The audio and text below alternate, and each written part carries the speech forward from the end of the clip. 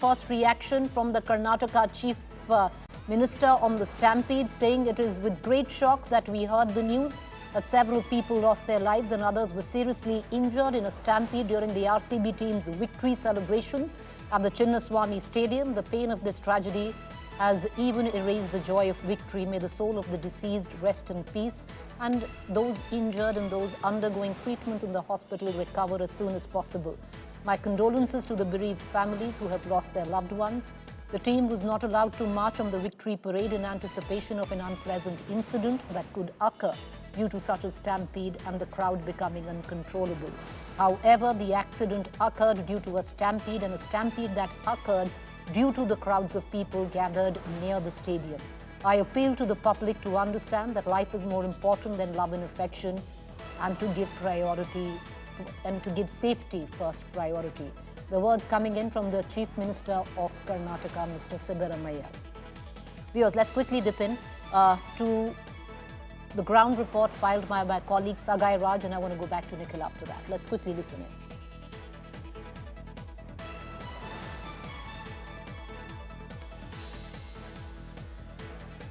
Ambulance को नहीं बुलाया उन लोगों ने एम्बुलेंस बुलाया गया तो उन लोगों को सीपर देकर उसको वेंटिलेशन के साथ लेके गए तो वो ज़्यादा परसेंटेज तो वो जीने के लिए, लेकिन वो मरने के लिए बहुत यही करना है कि प्राइवेट व्हीकल में भेजा है। वही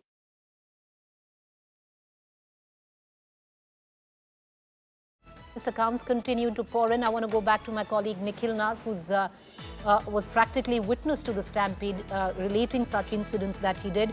But Nikhil, I want to bring you back into the conversation, and the question that I want to ask, we continue to play what the Chief Minister of Karnataka stated, Mr. Siddaramaiah, practically suggesting that it's not that the administration and the state government did not factor in the kind of groundswell that could have happened, especially after last night's celebrations, where he said that that is why the reason that the victory parade was cancelled. The stampede didn't happen inside the stadium, it happened close to the stadium, urging people to put safety first, then love and affection as fans. I want to bring in Nikhil back into this conversation. And Nikhil, just give us a bit of perspective, because, you know, standing on the outside as a journalist, one would think that there was a complete disconnect, complete lack of empathy, because inside the show continued with the franchise, the players being felicitated, and outside, the fans who actually have the maximum skin in the game paying the ultimate price.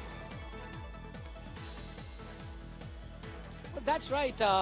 There was this disconnect, definitely, Preeti, while the ceremony was happening. And I think the franchise, that is Royal Challengers Bengaluru, were aware of that, which is why the ceremony, which I was told was going to go on for about 2 hours, lasted only about 20 minutes. So it took time for the team to get there. That open bus parade that they were planning to have, that permission was denied, because they said at that last moment it probably will not be possible.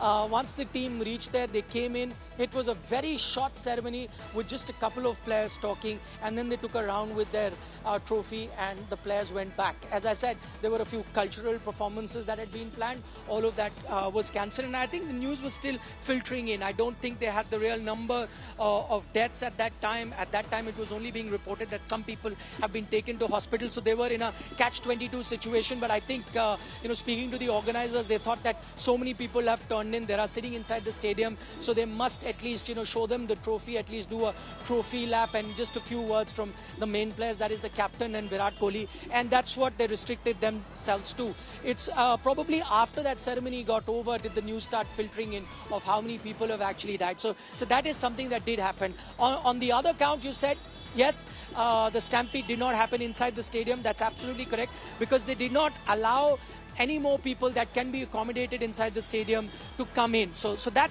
on that part, they're right. But it happened right outside the stadium. I'll give you an example. Let's take, I went to a FIFA World Cup a couple of years ago in Qatar.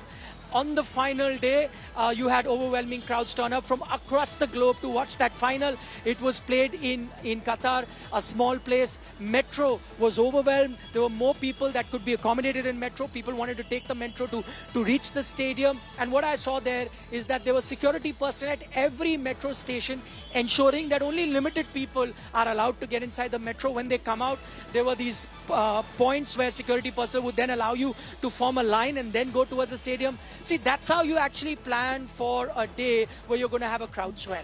None of that planning had happened. As I suspect, the planning may have been, okay, this is another match day, let's plan for a match day. But as I said, on a match day, you have about only 30,000 people turn up because they're the ones with a ticket. Today, nobody Right. knew how many people will be allowed. Everyone who came here thought that he'll be allowed to get inside the stadium. There may have been about 200,000 people that turned up, and you were clearly not ready for that. Well, thank you, Nikhil, for joining us. And a sad day, a tragic day for cricket, and especially with what went inside the stadium and what went outside, a dystopian view of how we view life. So cheap.